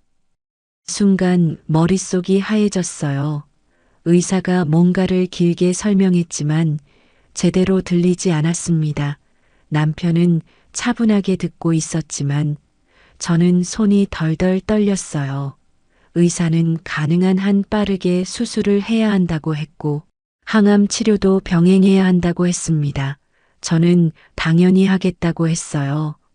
무슨 일이 있어도 남편을 살려야 한다고 생각했어요. 그런데 남편은 담담하게 말했습니다. 당신, 우리 형편 생각해야지. 괜히 돈만 잔뜩 들고 효과 없으면 어쩌려고 그래. 순간 울컥했습니다. 지금 그런 말이 중요하냐고 따져 묻고 싶었어요. 하지만 남편도 속으로 얼마나 걱정이 많을까 싶어 꾹 참았습니다. 저는 남편 손을 꼭 잡고 말했습니다. 여보, 돈이 중요한 게 아니야. 당신이 살아야지. 우리 같이 오래 살아야지. 그렇게 남편의 치료가 시작됐습니다. 항암 치료를 받으면서 머리카락이 빠지고 체중이 줄어드는 걸 보니 가슴이 찢어지는 것 같았어요. 그래도 희망을 놓을 수 없었어요. 어떻게든 살려야 했습니다. 저는 병원에서 남편을 돌보고 지연이는 학교 일을 마치고 오자마자 병원으로 달려와 아버지를 챙겼어요. 하지만 승민이는 한 번도 병원에 오지 않았습니다. 처음에는 바빠서 그런가 보다 했어요. 사업한다고 늘 정신이 없다고 했으니까요. 하지만 시간이 지나도 병원에 오지 않는 모습을 보니 서운함이 쌓였습니다. 남편이 입원한 지 한 달쯤 지났을 때 승민이가 연락을 해왔습니다. 오랜만에 듣는 아들의 목소리에 반가운 마음이 들었지만 그 첫 마디가 뭐였는지 아세요? 엄마, 병원비는 제가 다 낼 테니까 걱정 마세요. 그 말을 듣는데 속이 울렁거렸습니다. 걱정을 덜어주겠다는 말 같았지만 그 속에 깔린 의미가 뻔히 보였어요. 자신이 돈을 내니까 자신이 가장 큰 역할을 하고 있다고 생각하는 거였습니다. 저는 차분하게 말했습니다. 병원비는 우리가 알아서 할 테니까 걱정하지 마라. 그냥 너라도 병원에 와서 아버지 얼굴 한번 보는 게 중요하지 않겠니? 그러자 승민이는 피식 웃으며 대답했습니다. 엄마, 제가 없었으면 어쩔 뻔했어요? 돈이 없으면 치료도 못 받았을 텐데. 순간 머릿속이 뜨거워졌어요. 저는 최대한 감정을 누르며 말했습니다. 승민아, 가족이란 돈으로 존재하는 게 아니야. 내가 병원비를 내주는 건 고맙지만 내 아버지가 바라는 건 돈이 아니라 너야. 하지만 승민이는 콧방귀를 뀌고는 딱 잘라 말했습니다.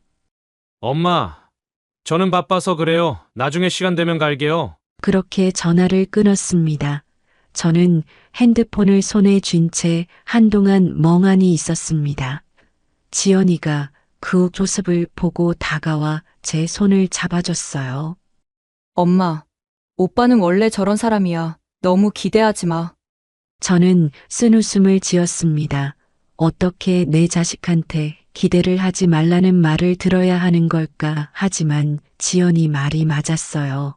기대하면 실망만 남을 뿐이었어요. 시간이 흐르면서 남편의 상태는 점점 악화되었습니다. 그리고 어느 날 남편이 저를 불러앉혔습니다. 손을 꼭 잡더니 조용한 목소리로 말했어요. 여보, 유언장을 써야 할 것 같아. 순간 숨이 멎는 것 같았습니다. 남편이 저를 남겨두고 떠날 수도 있다는 사실을 머리로는 알고 있었지만 그걸 입 밖으로 꺼내는 순간 현실로 와닿았습니다. 저는 눈물을 참으며 말했습니다. 여보, 그런 말 하지 마. 아직 괜찮아. 하지만 남편은 고개를 저었습니다. 나도 알아. 이제 내 시간이 얼마 안 남았다는 거 알아. 그렇게 남편은 유언장을 작성했습니다. 모든 재산을 저와 지연이에게 남긴다고 했어요. 승민이는 병원비를 냈으니 당연히 자기 몫이 있을 거라 생각했겠지만 남편의 생각은 달랐습니다. 병원비를 낸 건 고마운 일이지만 그건 돈일 뿐이었다고 했습니다. 가족을 생각하는 마음은 돈으로 대신할 수 없는 거라고 했어요. 저는 유언장을 작성하면서도 마음이 불편했습니다. 승민이가 알면 가만히 있지 않을 거라는 걸 뻔히 알았거든요. 하지만 남편은 단호했습니다. 지연이는 우리 곁을 지켰어. 하지만 승민이는 가족을 돈으로 계산했어. 그런 사람에게 내 재산을 남겨줄 이유가 없어. 남편의 결정을 존중할 수밖에 없었습니다. 저는 조용히 유언장에 서명을 했고 공증을 받았습니다. 그리고 얼마 지나지 않아 남편은 마지막 순간을 맞이했습니다. 지연이와 저는 마지막까지 곁을 지켰어요. 남편은 힘겹게 숨을 쉬면서도 제 손을 꼭 잡고 있었습니다. 마지막 순간까지도 승민이를 기다리는 눈치였습니다. 하지만 끝내 오지 않았어요. 남편이 마지막으로 한 말이 뭔지 아세요? 승민이한테 내가 미안하다고 전해줘. 그 말과 함께 남편은 조용히 눈을 감았습니다. 저는 남편의 손을 붙잡고 한없이 울었습니다. 지연이도 아버지를 부르며 오열했습니다. 그렇게 가족의 한 축이 사라졌습니다. 장례를 준비하면서도 마음이 무거웠어요. 그런데 장례식장에서 승민이가 처음 보인 반응이 뭔지 아세요? 엄마, 유산은 어떻게 하실 거예요? 저는 순간 귀를 의심했습니다. 남편이 세상을 떠난 지 하루도 채 지나지 않았는데 유산 이야기를 먼저 꺼낼 줄은 몰랐어요. 하지만 저는 가만히 있지 않았습니다. 차갑게 대답했어요. 승민아, 내가 아버지를 보러 한 번이라도 왔다면 이런 말을 먼저 하지 않았을 거야. 그 말을 듣자 승민이 얼굴이 굳어졌어요. 그리고 곧이어 싸늘한 목소리로 말했습니다. 내가 돈을 다 냈는데 왜 나만 빠지는 거예요? 그제야 저는 확신할 수 있었습니다. 승민이는 결국 가족보다 돈을 더 중요하게 여긴다는 거려 저는 속으로 생각했습니다. 이제 진짜 싸움이 시작되겠구나. 승민이가 장례식장에서 재산 문제를 꺼내자 주변이 순간 싸늘해졌습니다. 조문객들도 하나둘 우리 쪽을 쳐다보면서 수군거렸어요. 남편이 떠난 지 하루도 채 지나지 않았는데 눈물을 닦을 새도 없이 돈 이야기를 해야 한다니 기가 막혔습니다. 저는 꾹 참고 차분하게 말했습니다. 승민아, 지금 그런 얘기를 할 때가 아니야. 아버지를 떠나보낸 지 얼마나 됐다고 벌써 유산 얘기를 꺼내니? 그러자 승민이는 비웃듯 코웃음을 치며 말했습니다. 엄마, 저는 현실적인 사람입니다. 죽음이 끝이 아니잖아요. 아버지가 남긴 것들이 있으면 당연히 나눠야죠. 그런데 듣자 하니 저는 빼놓으셨다면서요? 그 말에 지연이가 나섰습니다. 목소리는 떨렸지만 단호했습니다.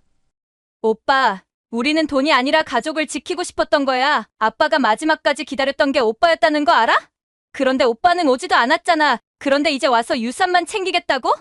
승민이는 피식 웃으며 지연이를 바라봤습니다. 그리고 싸늘한 목소리로 말했습니다. 그래서 내가 병원비 냈잖아. 만약 내가 돈을 안 냈으면 아버지 치료도 제대로 못 받았을걸? 그 말을 듣는 순간 참았던 화가 터져 나왔습니다. 저는 손을 부들부들 떨며 말했습니다. 그래, 내가 병원비를 냈지. 그런데 그 돈을 내가 진심으로 준 거니? 가족을 위해 낸 거니? 아니면 유산을 받을 밑밥으로 낸 거니? 승민이는 순간 말문이 막힌 듯 보였습니다. 하지만 곧바로 표정을 바꾸며 능청스럽게 말했습니다. 그게 무슨 상관이에요? 결과적으로 아버지는 치료를 받았고 저는 그 대가를 받을 권리가 있는 거예요. 저는 승민이의 뻔뻔한 태도에 가슴이 미어지는 것 같았습니다. 남편이 떠나기 전에 마지막으로 했던 말이 떠올랐어요. 승민이한테 미안하다고 전해줘. 남편이 저런 자식을 두고 미안한 마음을 품고 떠났다는 게 차라리 억울했습니다.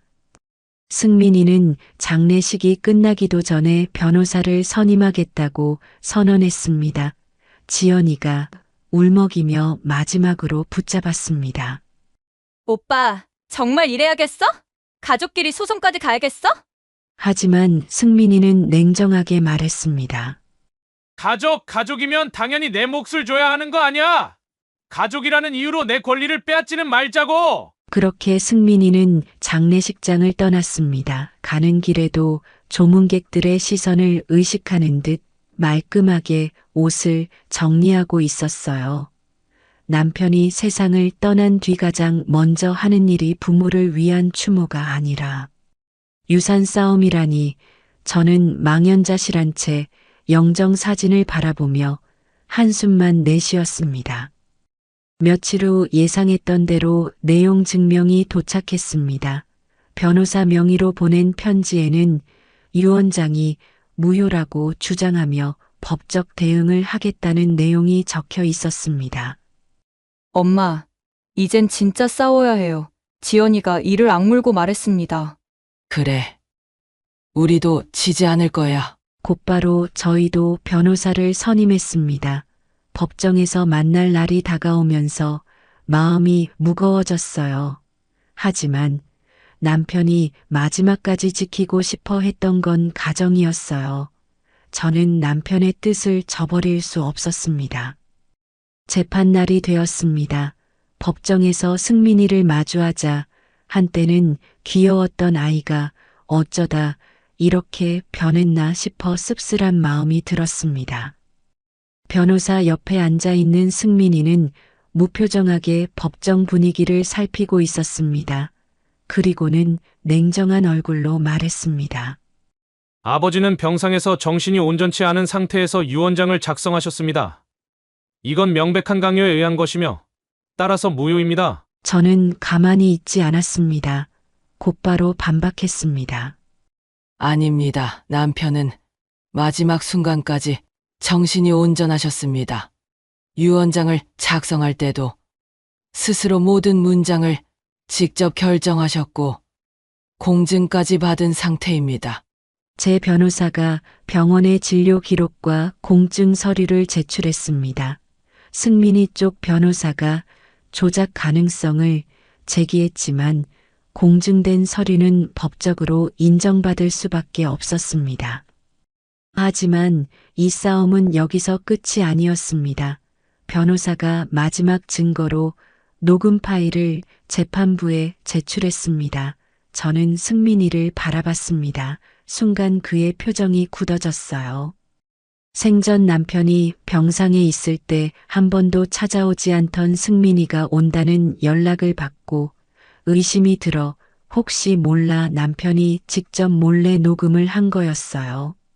녹음 파일에는 승민이가 남편을 향해 돈 문제를 이야기하는 음성이 선명하게 녹음되어 있었습니다.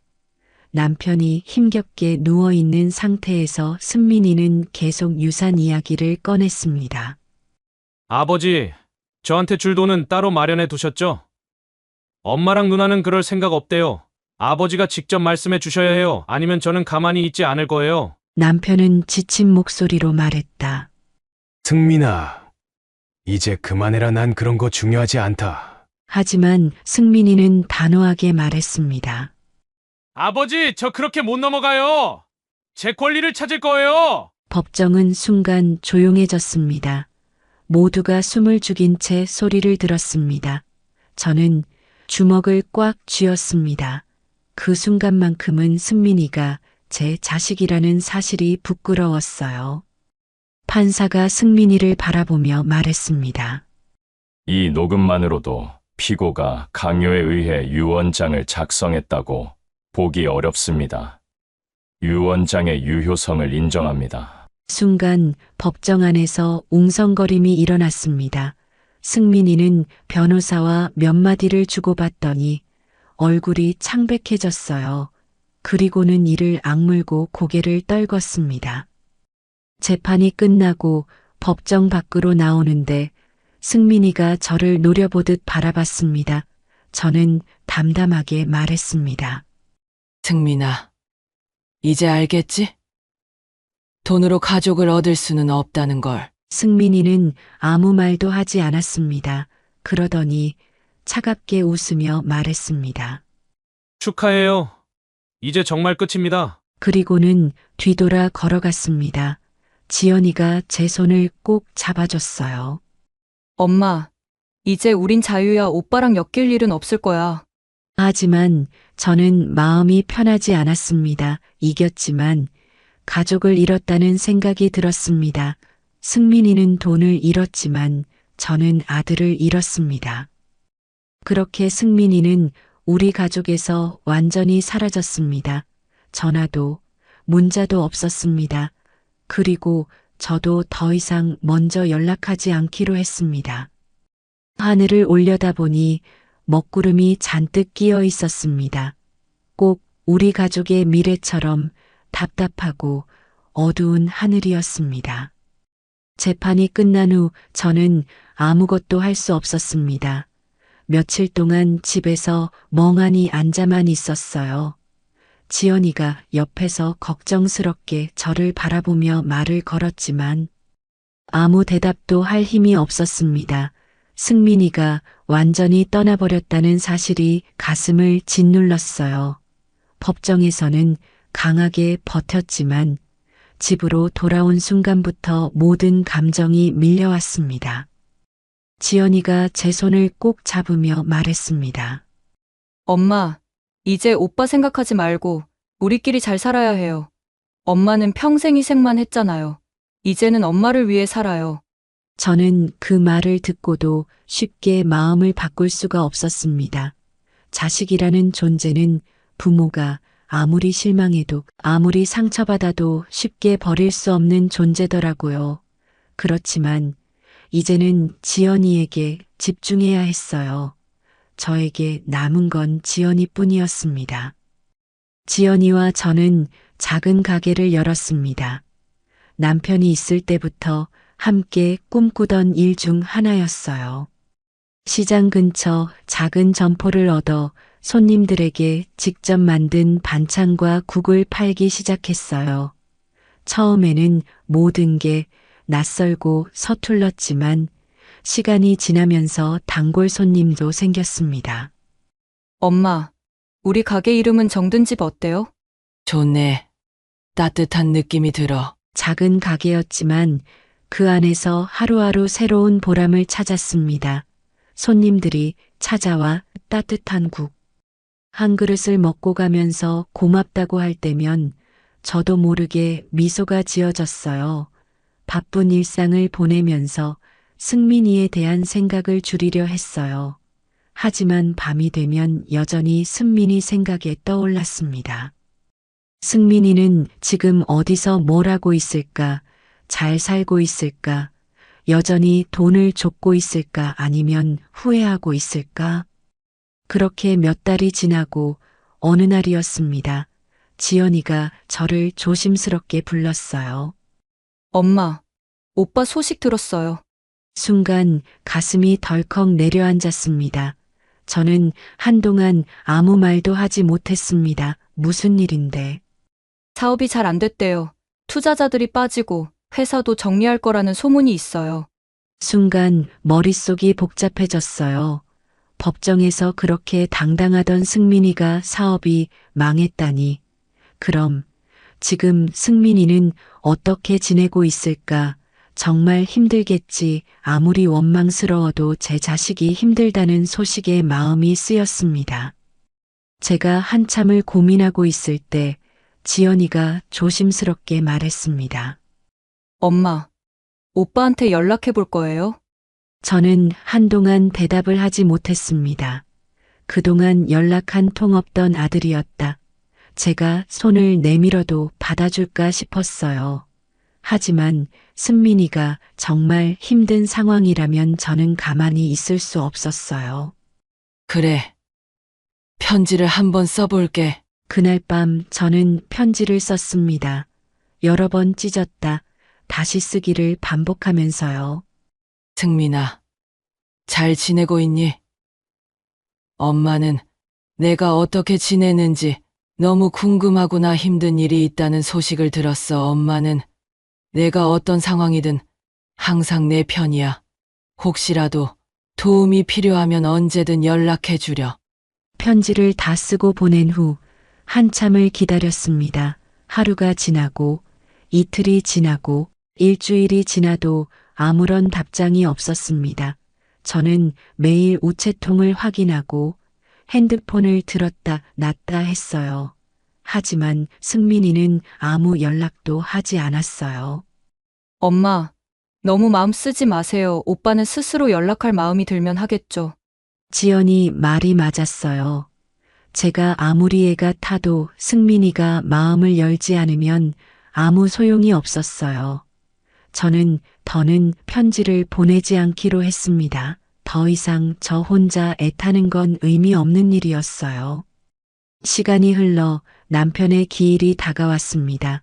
지연이와 함께 납골당에 가기로 했어요. 남편이 떠난 후 시간이 많이 흘렀지만 저는 여전히 그를 잊을 수 없었어요. 남편에게 가서 하고 싶은 말이 많았습니다. 남편의 납골당 앞에 서서 저는 조용히 묵념을 했어요. 당신 잘 지내고 있죠? 나는 지연이랑 잘 살고 있어요. 걱정하지 말아요. 그런데 그때였습니다. 납골당 출입구에서 익숙한 모습이 보였습니다. 저는 그 자리에서 얼어붙었습니다. 승민이었습니다. 수척해진 얼굴로 납골당 안으로 들어오는 아들의 모습을 보니 가슴이 철렁했습니다. 저도 모르게 한 걸음 내디뎠어요. 승민이는 천천히 걸어와 아버지의 납골함 앞에 섰습니다. 그리고 조용히 국화를 내려놓았습니다. 그 모습을 바라보는데 눈물이 핑 돌았습니다. 아버지가 떠나기 전에 그렇게 기다렸던 아들이었는데 이제야 찾아왔구나. 승민이는 조용히 고개를 숙인 채 한동안 아무 말도 하지 않았습니다. 지연이도 놀란 듯 아무 말 없이 옆에 서 있었습니다. 저는 조용히 말을 걸었습니다. 승민아, 잘 지냈니? 승민이는 천천히 저를 바라봤습니다. 그의 얼굴에는 여러 감정이 스쳐 지나갔습니다. 하지만 그 중에서도 가장 뚜렷한 건 어색함과 거리감이었습니다. 엄마, 그 한마디를 내뱉더니 승민이는 다시 고개를 숙였습니다. 저는 한 걸음 다가가 아들의 어깨를 잡으려 했습니다. 하지만 승민이는 천천히 뒷걸음질을 쳤습니다. 엄마, 미안해요. 승민이는 그것만 남기고는 천천히 돌아섰습니다. 저는 붙잡고 싶었지만 그러지 않았습니다. 아들은 등을 돌린 채 납골당을 떠나갔습니다. 저는 그 뒷모습을 한동안 바라봤습니다. 가까워질 수 있을 것 같았지만 여전히 멀었습니다. 승민이도 알겠죠? 이제 돈보다 중요한 게 무엇인지, 가족의 의미가 무엇인지 하지만 그것을 깨닫기까지 너무 오랜 시간이 걸렸습니다. 여러분, 저는 아직도 가끔 승민이가 돌아올까 하는 기대를 품곤 합니다. 하지만 이제는 조급해하지 않기로 했어요. 때가 되면 승민이가 스스로 다가올 거라 믿어요. 가족이라는 건 돈으로 계산할 수 없는 것입니다. 돈은 사라질 수 있지만 가족의 사랑은 사라지지 않는다는 걸 저는 깨달았습니다. 여러분이라면 이런 상황에서 어떻게 하시겠습니까? 돈과 가족 사이에서 갈등하는 분들이 있다면 꼭 한번 생각해 보셨으면 좋겠습니다. 돈보다 중요한 것은 가족의 사랑입니다. 납골당에서 승민이를 본 후 저는 한동안 마음이 복잡했습니다. 분명 눈앞에서 아들을 봤지만 제대로 대화를 나누지 못한 게 계속 마음에 걸렸어요. 어쩌면 이제라도 다시 가족으로 받아들일 수 있을까 하는 기대가 있었던 것 같아요. 하지만 승민이는 끝까지 거리를 두고 돌아섰습니다. 그날 이후로도 승민이에게서 연락은 오지 않았어요. 저는 애써 마음을 정리하려 했습니다. 시간이 해결해 줄 거라고 생각하면서요. 그런데 그 기대가 산산이 부서지는 건 오래 걸리지 않았습니다. 어느 날 저녁이었습니다. 지연이와 함께 가게를 마감하고 집으로 돌아와 저녁을 준비하고 있는데 밖에서 시끄러운 소리가 들렸어요. 처음엔 그냥 지나가는 사람들 소리가 크게 들리는 건가 싶었어요. 하지만 점점 가까워지는 발소리와 함께 문을 두드리는 소리가 들렸어요. 아니, 두드리는 게 아니라 거의 부수려는 듯한 소리였습니다. 엄마! 문 열어! 지금 당장 문 열라고! 승민이었습니다. 순간 심장이 덜컥 내려앉았습니다. 그동안 연락 한 번 없던 애가 왜 갑자기 찾아왔을까? 무슨 일이 생긴 걸까? 그런데 그 걱정도 잠시 곧이어 들려오는 소리에 저는 또다시 실망할 수밖에 없었습니다. 엄마! 내가 이렇게까지 찾아와야겠어? 문 안 열 거야? 그 말투에 이미 짜증이 가득 배어 있었습니다. 무슨 일로 온 건지 뻔히 예상이 됐어요. 지연이가 제 손을 꼭 잡았습니다. 엄마, 열어주지 마요. 오빠 또 유산 문제로 온 거예요. 저도 지연이 말에 동의했습니다. 하지만 아들이 저렇게 문 앞에서 난리를 치고 있는데 그냥 놔둘 수도 없었습니다. 저는 문 앞까지 걸어가 조용히 말했습니다. 승민아, 무슨 일이야? 그러자 문 밖에서 들리는 목소리가 더욱 거칠어졌습니다. 엄마! 나 인정 못하겠어! 내가 사업이 망했다고 하니까 그냥 무시해? 나 힘든 거 알면서도 모른 척해? 그 말을 듣는 순간 한숨이 나왔습니다. 힘들다고 찾아온 게 아니라 결국 또 돈 때문이구나. 납골당에서 본 승민이의 모습이 잠시나마 착각이었나 봅니다. 저는 단호하게 말했습니다. 승민아, 너 스스로 선택한 거잖아. 내가 가족을 버린 거야. 그리고 지금 이러면 달라질 거라고 생각하니? 그러자 승민이는 문을 세게 쳤습니다. 쿵쿵 울리는 소리에 지연이가 깜짝 놀라며 제 팔을 잡았습니다. 엄마, 경찰 불러요. 하지만 저는 한 번만 더 대화해 보려 했습니다.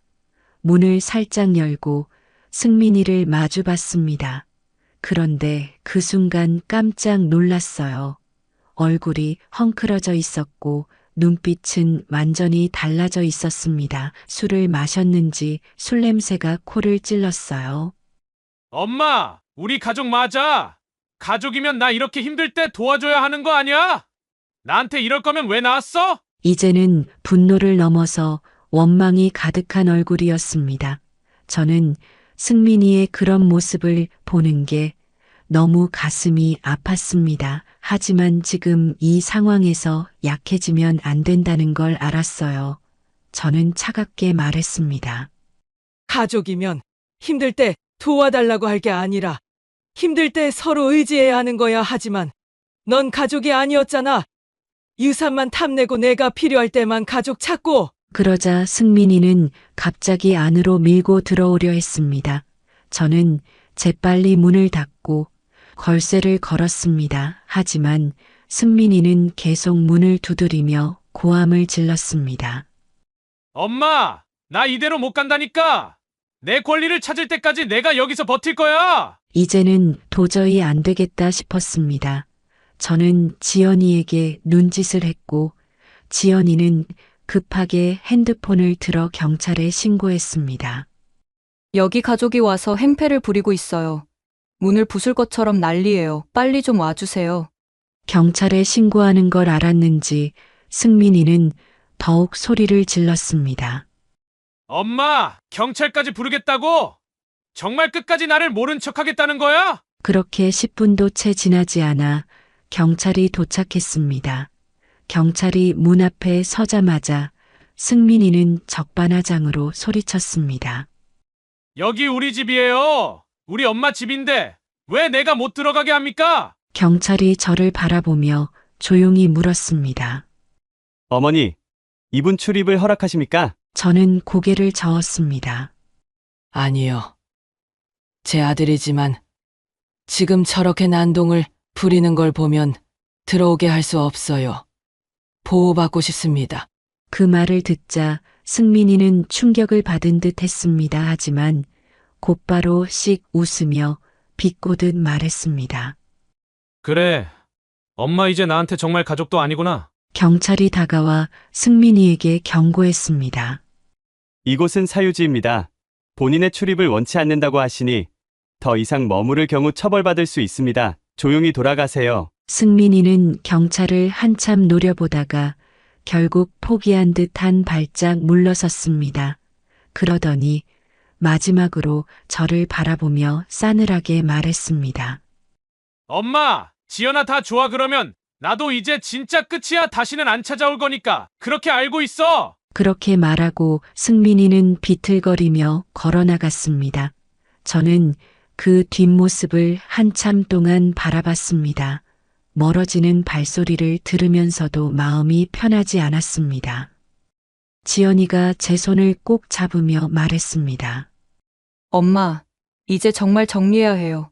오빠는 결국 변하지 않았어요. 저는 힘겹게 고개를 끄덕였습니다. 그래. 이제는 기대도 하지 않을 거야. 그렇게 승민이는 우리 인생에서 완전히 사라졌습니다. 저는 다시 평범한 일상으로 돌아가려 했습니다. 하지만 가끔은 문득문득 승민이가 떠올랐어요. 혹시 어디선가 다시 무너져 내리고 있을까?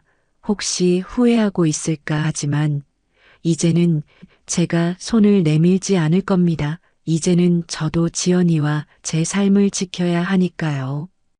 여러분, 가족이라는 이름으로 모든 걸 용서해야 할까요? 아니면 때로는 가족이라도 거리를 두어야 할까요? 이제 저는 확실히 깨달았습니다. 가족이라도 서로를 지켜주지 않는다면 더 이상 가족이 아닙니다. 가족이라는 이름으로 상처를 주는 사람이라면 그 관계는 끊어야 합니다. 여러분이라면 어떻게 하시겠습니까? 오늘의 사연 들으시고 어떤 생각이 드셨나요? 사연자분께 해주고 싶으신 말씀 있으시면 댓글 부탁드리고 구독을 누르시면 여러분께 내일 좋은 소식이 찾아올 거예요. 그럼 다음 사연에서 만나 뵙겠습니다. 감사합니다.